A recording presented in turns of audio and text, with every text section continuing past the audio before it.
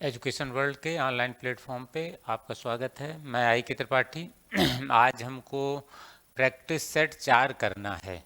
किसका? TGT PGT LT के लिए जो 2022 में परीक्षा आयोजित हो सकती है आपकी, उसके लिए आज हम प्रैक्टिस सेट 4 करेंगे। और आप तो जान रहे हैं कि इस प्रैक्टिस सेट में हम 25 प्रश्न करते हैं और थिंकर, थॉट और इंडियन कॉन्स्टिट्यूशन सभी के प्रश्न इसमें शामिल रहते हैं, क्योंकि वो सब आपके सिलेबस में है।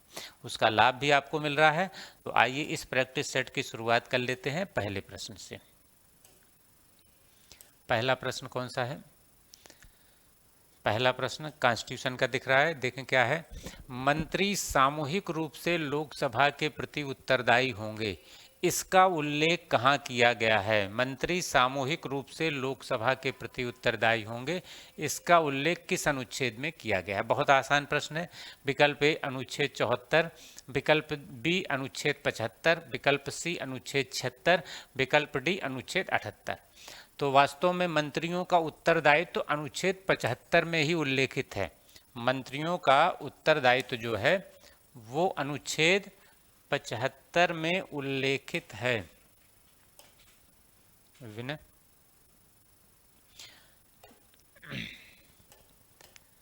अनुच्छेद 75 में ये उत्तरदायित्व उल्लेखित है। और अनुच्छेद 75 में 2 प्रकार के उत्तरदायित्व मंत्रियों के उल्लेखित हैं। एक व्यक्तिगत उत्तरदायित्व और दूसरा सामूहिक उत्तरदायित्व। और व्यक्तिगत उत्तरदायित्व कहाँ उल्लेखित है? अनुच्छेद 75(2) में। मंत्री राष्ट्रपति के प्रासाद पर्यंत अपने पद पर रहेंगे, अर्थात मंत्री राष्ट्रपति के प्रति उत्तरदायी होंगे, अनुच्छेद 75(2). और मंत्री परिषद सामूहिक रूप से लोकसभा के प्रति उत्तरदायी होगी, इसका उल्लेख कहाँ है? अनुच्छेद 75(3) में। 75(3) में उल्लेख है कि मंत्री परिषद सामूहिक रूप से लोकसभा के प्रति उत्तरदायी होगी। यही आपसे पूछा गया है, मंत्री सामूहिक रूप से लोकसभा के प्रति उत्तरदायी होंगे, इसका उल्लेख कहाँ है? अनुच्छेद 75(3), अर्थात अनुच्छेद 75 के रूप में विकल्प आपको दिया गया है। तो इस तरह से इसका उत्तर आपको मिला विकल्प बी। अब अगले प्रश्न पे आना है हमें। अगला प्रश्न देखें क्या है। इतिहास के उदार प्रभाव के बिना राजनीति बर्बर है। इस प्रश्न को आप आसानी से कर लेंगे, हमने कराया है पहले और इसको हमने फिर से रखा है आपको कि आप इसे फिर से देख लें और इसका आंसर आप कर दें। हमने इसे पहले भी कराया है। क्या है? एक स्टेटमेंट है, इतिहास के उदार प्रभाव के बिना राजनीति बर्बर है। ये किसने कहा है? ये सीले ने कहा है। सीले ने कहा है कि इतिहास के उदार प्रभाव के बिना राजनीति बर्बर है। तो इसका आंसर है विकल्प डी, सीले। कुछ प्रश्न ऐसे हम अवश्य रख देंगे जो हमने पहले हल कराए हैं और आपको आगे के टेस्ट में जरूर उससे पूछ लेंगे, वो प्रश्न रख देंगे। हाँ, उन प्रश्नों की संख्या बहुत सीमित हो सकती है, लेकिन एक आध प्रश्न, 2 प्रश्न कभी कभी ऐसे हो जाएंगे जो हमने पिछले टेस्ट में कराए हैं और हम आगे आपको वो प्रैक्टिस के रूप में रखेंगे, क्योंकि केवल प्रैक्टिस ही नहीं करनी है, आपको अपना मूल्यांकन भी करना है। तो आप इसको अच्छी तरह से हर प्रश्न को हल करते रहिए। आगे ये जैसे आपके एग्जाम में कभी कभी रिपीट होता है, वैसे प्रैक्टिस सेट में भी रिपीट हो जाएगा। आप अपना मूल्यांकन भी करते रहिए इससे। अगला प्रश्न क्या है। किसने अरस्तु को प्रथम वैज्ञानिक माना? विकल्प ए है, किसने अरस्तु को प्रथम वैज्ञानिक माना? विकल्प ए दांते, विकल्प बी मैक्सी, विकल्प सी बारकर और विकल्प डी कार्ल पापर। तो प्रश्न ये है कि किसने माना था इसको प्रथम वैज्ञानिक? वो माना था मैक्सी ने। और मैक्सी ने क्यों माना था? क्योंकि अरस्तु ने विज्ञानों का वर्गीकरण किया था। अरस्तु ने विज्ञानों का वर्गीकरण किया। अरस्तु ने विज्ञानों का वर्गीकरण किया है। विज्ञानों का वर्गीकरण कितने भागों में वर्गीकरण किया है? कुल 3 भागों में वर्गीकरण किया। कौन सा? सैद्धांतिक विज्ञान,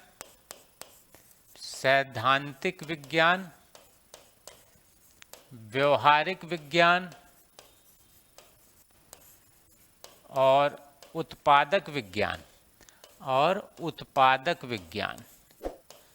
इन तीनों में वर्गीकरण किया है अरस्तु ने। इसी कारण मैक्सी ने इसको प्रथम वैज्ञानिक माना है। और अरस्तु ने राजनीति विज्ञान को व्यवहारिक विज्ञान माना है, उसको सैद्धांतिक विज्ञान नहीं माना। वो कहता है कि यह एक व्यवहारिक विज्ञान है और यह सैद्धांतिक विज्ञान कभी नहीं बन सकता। आगे अगला प्रश्न, प्रश्न नंबर 4, कैबिनेट मिशन के अध्यक्ष थे। कैबिनेट मिशन भारत में कब आया था? 1946 में। क्यों आया था? संवैधानिक गतिरोध को दूर करने के लिए आया था। और इस मिशन का नाम कैबिनेट मिशन क्यों पड़ा था? क्योंकि इसके तीनों सदस्य ब्रिटिश कैबिनेट के सदस्य थे। आपसे पूछा गया है कि इसके अध्यक्ष कौन थे? विकल्प ए बावेल, विकल्प बी स्टैफर्ड क्रिप्स, विकल्प सी पैथिक लॉरेंस और विकल्प डी इनमें से कोई नहीं। तो वास्तव में जब क्रिप्स कैबिनेट मिशन भारत आया तो उस समय भारत के वायसराय कौन थे? Lord Wavell. वायसराय थे लॉर्ड वावेल। लॉर्ड वावेल ये वायसराय थे। और इस कैबिनेट मिशन में 3 सदस्य थे। कौन कौन थे? एक थे पैथिक लॉरेंस, और दूसरे थे स्टैफर्ड क्रिप्स। शार्ट में हम क्रिप्स लिख दे रहे हैं। दूसरे थे स्टैफर्ड क्रिप्स, ये वही थे जिनके नेतृत्व में क्रिप्स मिशन भारत आया था। और तीसरे थे ए.बी. अलेक्जेंडर। ये 3 सदस्य थे इस कैबिनेट मिशन में। और इस मिशन के अध्यक्ष थे तत्कालीन भारत सचिव पैथिक लॉरेंस। उस समय ये भारत सचिव थे और वही इसके अध्यक्ष थे। यही इसके अध्यक्ष थे। तो इस तरह से जो प्रश्न आपसे पूछा गया है कि कैबिनेट मिशन का अध्यक्ष कौन था, वे थे पैथिक लॉरेंस, अर्थात विकल्प सी सही होगा। विकल्प सी सही होगा इसका। अब अगले प्रश्न को देखना है और उसका आंसर आपको करना है।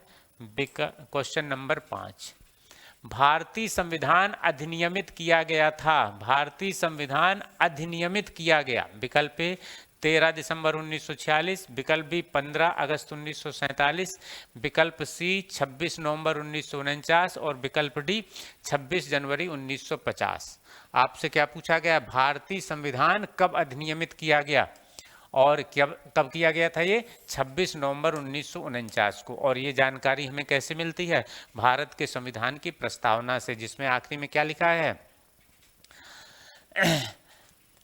इस संविधान को एतद द्वारा अंगीकृत, अधिनियमित और आत्मार्पित करते हैं। और उसके पहले तिथि लिखी है, आज तारीख 26 नवंबर 1949 मिति मार्गशीर्ष शुक्ल सप्तमी संवत 2006 विक्रमी को एतद द्वारा इस संविधान को अंगीकृत, अधिनियमित और आत्मार्पित करते हैं। अर्थात 26 नवंबर 1949 को ये अधिनियमित किया गया।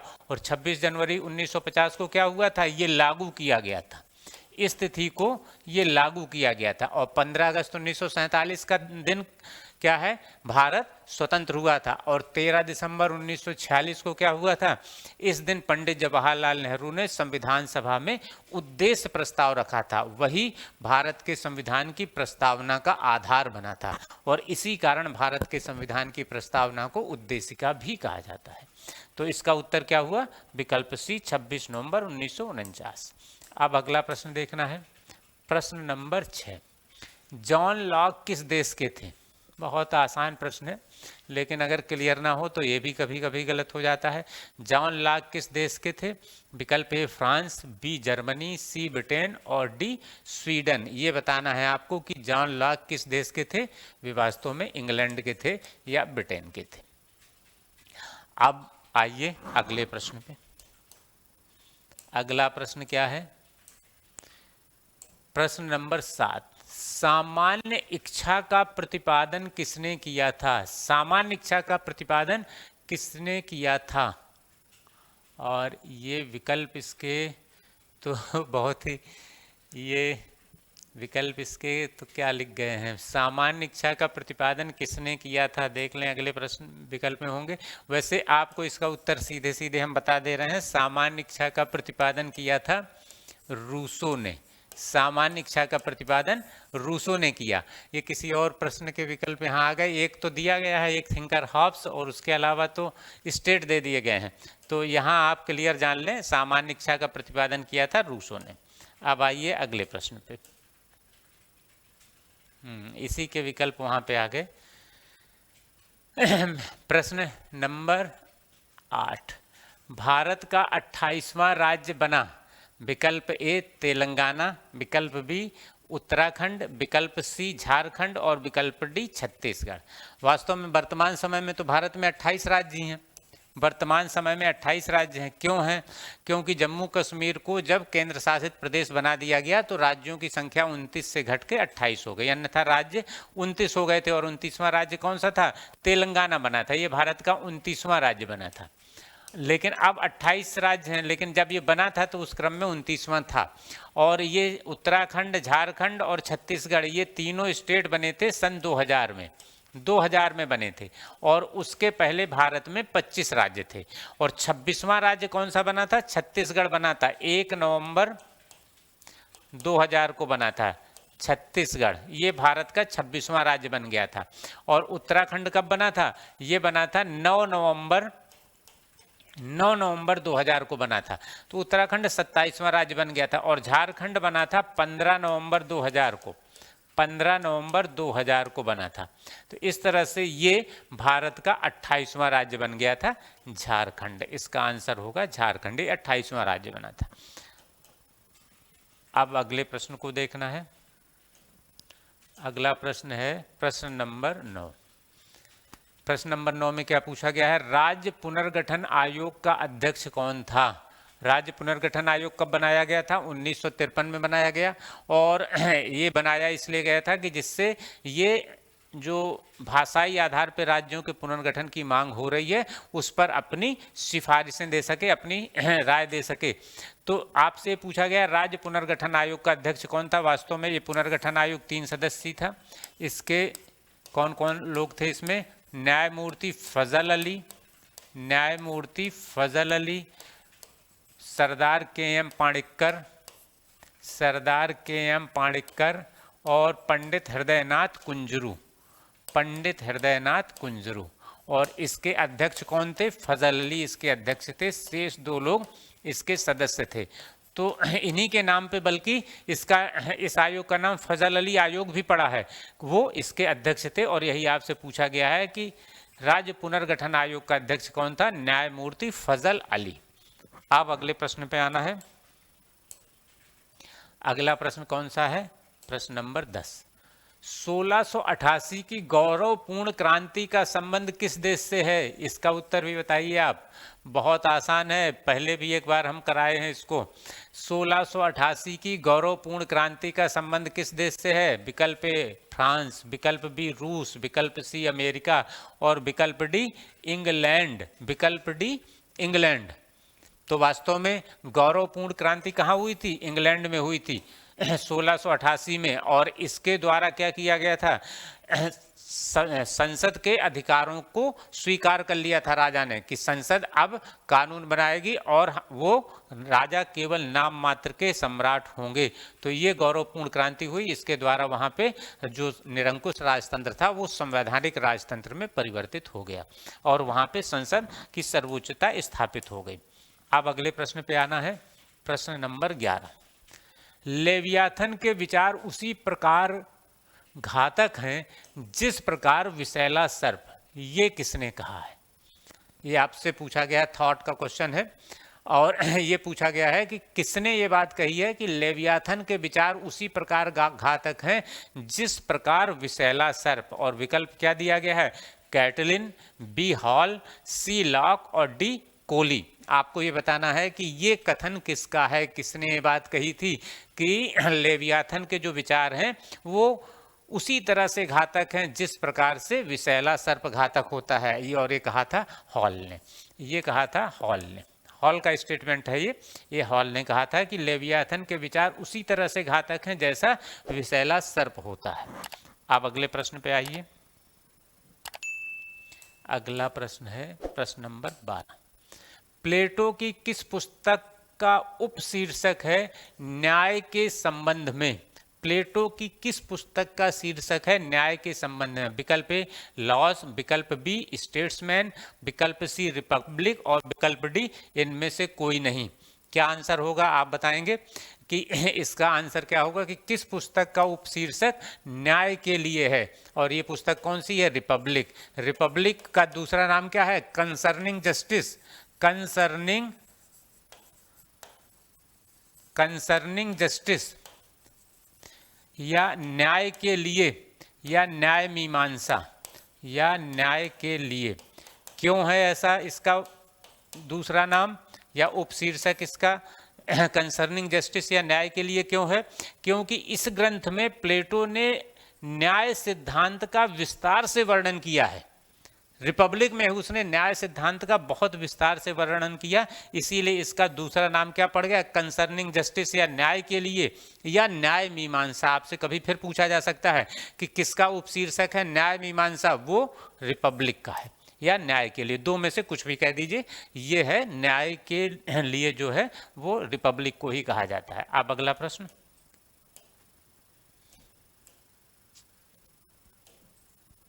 कुछ लोग अपने जन्म के साथ ही पराधीनता के लिए नियत होते हैं, जबकि कुछ लोग शासन करने के लिए। ये किसने कहा है? ये किसने कहा है कि कुछ लोग अपने जन्म के साथ ही पराधीनता के लिए नियत हो जाते हैं और कुछ लोग शासन करने के लिए? और विकल्प क्या दिया है? ए हॉब्स, बी रूसो, सी प्लेटो और डी अरस्तु। इसका आंसर वास्तव में क्या होगा? इसका आंसर होगा अरस्तु। अरस्तु ने कहा था कि कुछ लोग जन्मजात दास होते हैं, वो जन्म ही लेते हैं पराधीनता के लिए, उनमें विवेक नहीं होता। अरस्तु दास प्रथा का समर्थन करता है और दास प्रथा का समर्थन करते हुए उसने दासों को दो भागों में बांटा था, एक प्राकृतिक दास और एक कानूनी दास। तो वो प्राकृतिक दास जो होंगे उस दास प्रथा का समर्थन करता है, लेकिन वो ये कहता है कि बुद्धिमान लोगों को दास नहीं बनाया जाना चाहिए, अर्थात वो कानूनी दास प्रथा जो वहाँ पे थी उसका विरोध करता था। लेकिन प्राकृतिक दासों को वो दास बनाने का समर्थक था, क्योंकि वो कहता था कि कुछ लोग ऐसे होते हैं जो वास्तव में विवेक नहीं रखते और ऐसे लोग जन्म ही लेते हैं पराधीनता के लिए, जबकि कुछ लोग शासन करने के लिए जन्म लेते हैं। तो इस तरह से ये स्टेटमेंट है अरस्तु का। अब अगला प्रश्न, किसने कहा भय और मैं जुड़वा पैदा हुए? किसने कहा था भय और मैं जुड़वा पैदा हुए? और विकल्प क्या है? A Locke, B Hobbes, C Rousseau और डी किसी ने नहीं।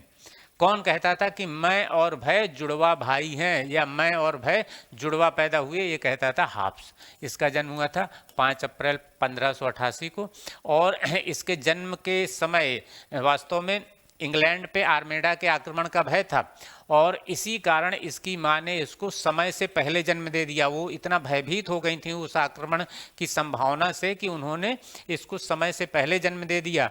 और उसके बाद में इसके जीवन काल में इंग्लैंड में उथल पुथल चलती रही, गृह युद्ध हो गया तो ये फ्रांस भाग गया था। तो ये कहता था कि मैं अपने पूरे जीवन में भयभीत ही रहा, जन्म मेरा हुआ भय के वातावरण में और फिर पूरा जीवन हमारा भय में गुजरा। तो इसी तरह से ये भय, इसी कारण भय को अपना जुड़वा भाई मानता था, कहता था हम दोनों जुड़वा पैदा हुए, एक साथ पैदा हुए और एक साथ पूरा जीवन भर चलते रहे। तो ये स्टेटमेंट है हाब्स का। अब आए अगले प्रश्न पे।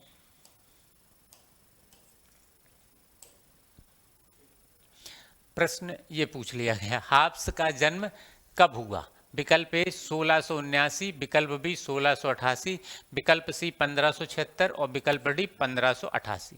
अभी हमने पिछले प्रश्न की व्याख्या करते हुए क्या बताया कि हाब्स का जन्म कहाँ हुआ? इंग्लैंड में। और कब हुआ था? 1588 में, 5 अप्रैल 1588 को इसका जन्म हुआ था इंग्लैंड में। उस समय इंग्लैंड में आर्मेडा के आक्रमण का भय था, उस वातावरण में इसका जन्म हुआ था। तो अगले प्रश्न पे आ जाएं। ये तो बहुत ही आसान हो गया फिर से। अब अगला प्रश्न, किसने न्याय को आत्मा का गुण माना? किसने न्याय को आत्मा का गुण माना? विकल्प ए अरस्तु, विकल्प बी प्लेटो, विकल्प सी दोनों और विकल्प डी किसी ने नहीं। वास्तव में प्लेटो ने क्या कहा कि मानव आत्मा के 3 लक्षण होते हैं। मानव आत्मा के 3 लक्षण माने थे, ठीक। और ये 3 लक्षण कौन कौन से थे? 3 लक्षण थे, इच्छा या तृष्णा, भावना या मनोवेग और ज्ञान या बुद्धि। ज्ञान या बुद्धि, ठीक। अब वो कहता है इन तीनों से एक एक सद्गुण उत्पन्न होता है, इससे संयम सद्गुण उत्पन्न होता है, और इससे साहस का सद्गुण उत्पन्न होता है, और इससे विवेक का सद्गुण उत्पन्न होता है। वो कहता है जब इन तीनों का उचित संयोग हो जाता है तो फिर क्या स्थिति होती है? वो कहता है जब इन तीनों का उचित संयोग होता है तो न्याय रूपी चौथा सद्गुण उत्पन्न होता है। न्याय रूपी चौथा सद्गुण उत्पन्न होता है। तो वास्तव में प्लेटो ने न्याय को सद्गुण माना है, मानव आत्मा का लक्षण नहीं माना। लेकिन यहाँ आपसे पूछा गया मानव आत्मा का गुण, अर्थात वो वास्तव में न्याय को मानव आत्मा का सबसे महत्वपूर्ण गुण मानता है, सबसे महत्वपूर्ण लक्षण मानता है। ये आप इसका विकल्प ये बनता है। अर्थात ये कहा था प्लेटो ने न्याय को मानव आत्मा का गुण माना था और सर्वोच्च सद्गुण माना था। उसने कहा था ये सर्वोच्च सद्गुण है, इससे बड़ा कोई सद्गुण होता ही नहीं है। वो कहता है ये सर्वोच्च सद्गुण है। अब आइए अगले प्रश्न पे। अगला प्रश्न क्या है? अरस्तु ने काइनोनिया शब्द का प्रयोग किया। अरस्तु ने काइनोनिया शब्द का प्रयोग किस लिए किया है? विकल्प ए कानून के लिए, विकल्प बी न्याय के लिए, विकल्प सी राज्य के लिए, विकल्प डी किसी के लिए नहीं। हमने अरस्तु की राज्य की उत्पत्ति के सिद्धांत पे भी वीडियो बनाया है, आपने उसको देखा भी होगा। जिसने नहीं देखा होगा वो उसको देख सकते हैं, हमारे यूट्यूब चैनल पे पड़ा है, आप उसे देख सकते हैं। अरस्तु ने क्या कहा था? काइनोनिया का अर्थ क्या होता है? ऐसा समुदाय जिसके बिना मनुष्य का जीवन संभव ना हो। और वो कहता था कि राज्य वास्तव में काइनोनिया है। वो कहता है राज्य काइनोनिया है, क्योंकि राज्य के बिना मनुष्य का जीवन संभव नहीं हो सकता। राज्य से बाहर कोई पशु या देवता ही रह सकता है, मनुष्य राज्य के बिना और राज्य से बाहर नहीं रह सकता। तो अरस्तु ने काइनोनिया शब्द का प्रयोग राज्य के लिए किया था। इसका सही आंसर होगा विकल्प सी। अब आइए अगले प्रश्न पे। ये प्रश्न है 18वां। सॉवरेंटी शब्द की उत्पत्ति सुपर और एनस शब्दों से हुई है, जो हैं क्रमशः विकल्प ए क्रमशः लैटिन और ग्रीक भाषा के शब्द, विकल्प बी क्रमशः ग्रीक और लैटिन भाषा के शब्द, विकल्प सी केवल लैटिन के शब्द, और विकल्प डी केवल ग्रीक भाषा के शब्द। तो वास्तव में जो सॉवरेंटी है,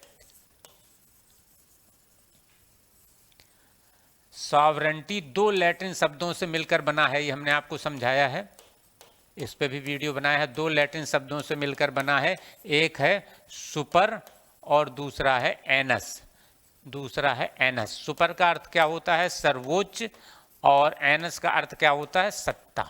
इसका अर्थ होता है सत्ता, अर्थात सर्वोच्च सत्ता, मतलब ये होती है सॉवरेंटी। सॉवरेंटी माने सर्वोच्च सत्ता, जो कि दो लैटिन भाषी शब्दों से मिलकर बना है। लैटिन के दो शब्दों से मिलकर बना है। लैटिन के दो शब्द कौन कौन से जिनसे मिलकर बना है? एक सुपर और दूसरा एनस। अर्थात ये भी लैटिन भाषा का शब्द है और दूसरा ये भी लैटिन भाषा का शब्द है। अर्थात ये दोनों किस भाषा के शब्द हैं? केवल लैटिन भाषा के शब्द हैं। लैटिन भाषा के शब्दों सुपर और एनस से मिलकर सॉवरेंटी शब्द बना है, जिसका अर्थ होता है संप्रभुता या सर्वोच्च सत्ता। तो इसका उत्तर मिला विकल्प सी। अब अगले प्रश्न पे आए। स्पिरिट ऑफ लॉज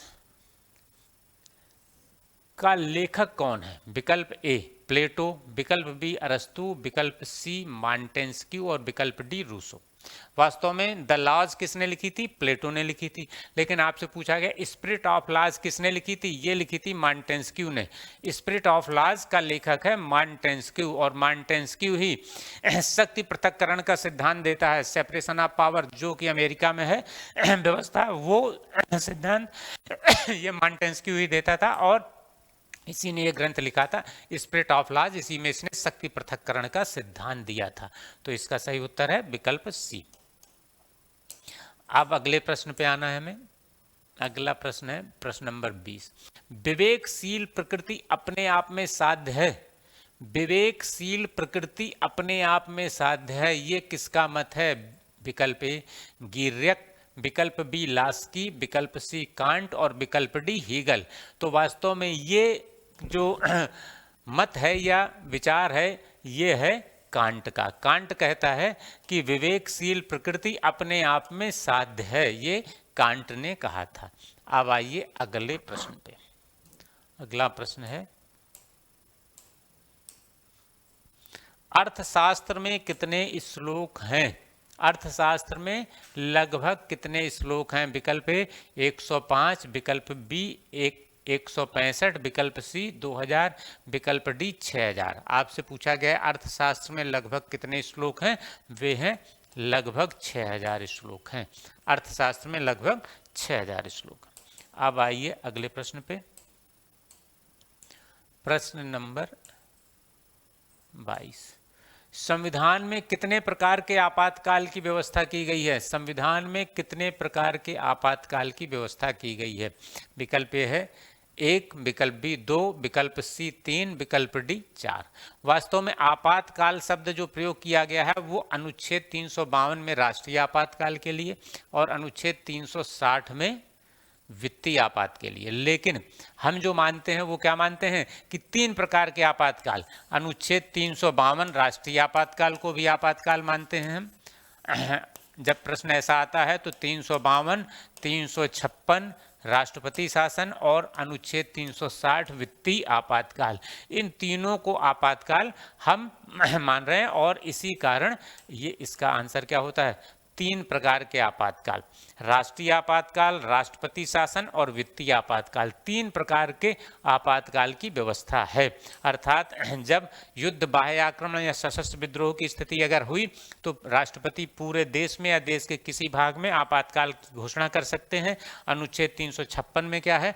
अगर किसी राज्य का संवैधानिक तंत्र विफल हो जाए, वहाँ का शासन संवैधानिक व्यवस्था के अनुरूप न चल रहा हो, तो संवैधानिक तंत्र विफल होने पर राष्ट्रपति उस राज्य में सरकार को भंग करके, विधानसभा को निलंबित रख के या भंग करके राष्ट्रपति शासन लागू कर सकते हैं। और अनुच्छेद 360 में क्या प्रावधान है कि अगर भारत की वित्तीय साख को गंभीर संकट उत्पन्न हो जाए तो उस स्थिति में वित्तीय आपातकाल की घोषणा कर सकते हैं। तो इसका अर्थ क्या है? 3 प्रकार के आपातकाल की व्यवस्था है। अब आइए अगले प्रश्न पे। राज्य परिषद का नाम राज्यसभा कब किया गया? राज्य परिषद का नाम राज्यसभा कब किया गया? विकल्प ए 1929, विकल्प बी 1935, विकल्प सी 1952 और विकल्प डी 1954। वास्तव में जब राज्यसभा 1952 में अस्तित्व में आई थी तो उसका नाम था राज्य परिषद, उसका नाम राज्यसभा नहीं था। और 1954 में इसका नाम राज्यसभा कर दिया गया। 1954 तक ये राज्य परिषद के रूप में जानी जाती थी, लेकिन 1954 से इसका नाम राज्यसभा किया गया। तो इसका आंसर विकल्प डी। अब अगले प्रश्न पे आते हैं। प्रश्न नंबर 24।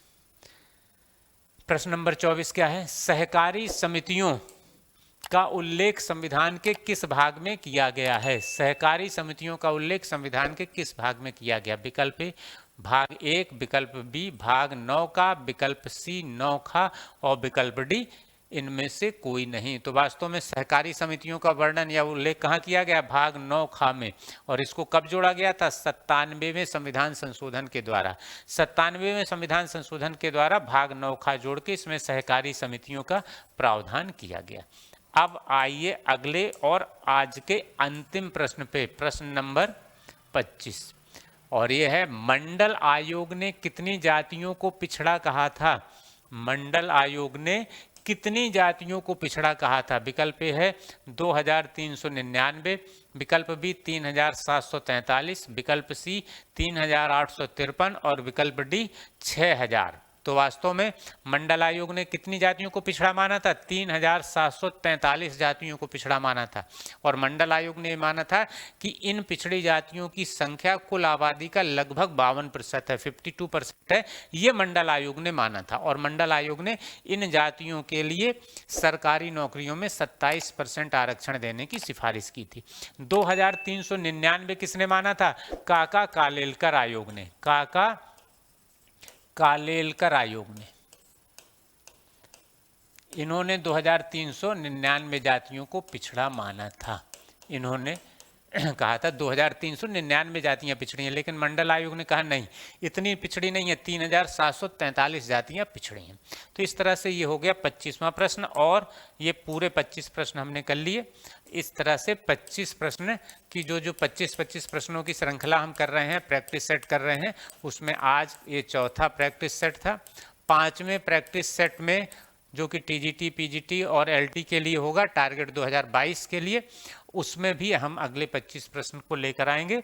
और इन प्रश्नों का आपको लाभ मिल रहा हो तो आप इस वीडियो को अधिक से अधिक लोगों को शेयर अवश्य कर दिया करें, और हमारे चैनल को भी सब्सक्राइब कर लें, तो हमारे जो वीडियो हैं उसकी जानकारी आपको समय रहते मिलेगी, और सबसे पहले जब आपको जानकारी मिलेगी तो उसका लाभ भी आप ले सकेंगे। धन्यवाद।